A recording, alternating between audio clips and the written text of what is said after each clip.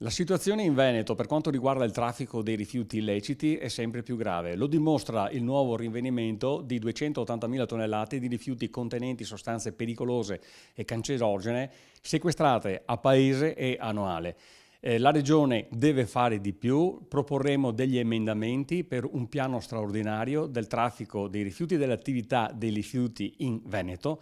Non è concepibile che ci siano aziende che agiscano indisturbate per 6 anni, come è successo, che portano rifiuti all'interno di una cava dove non può entrare anche una manciata di sabbia.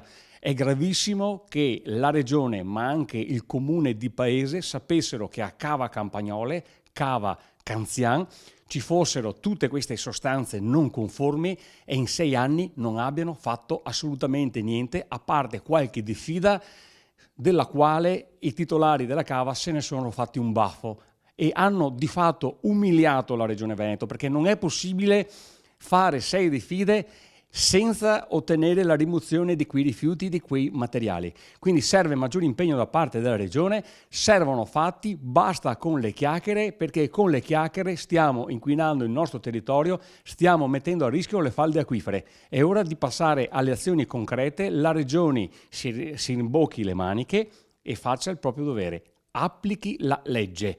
Il sindaco di paese e la Regione Veneto in questi anni non hanno applicato la legge che dice tassativamente dentro a una cava non ci possono stare materiali estranei, tantomeno rifiuti pericolosi. Ecco perché ho chiesto e abbiamo chiesto in maniera energica, ad esempio, le dimissioni del sindaco di paese.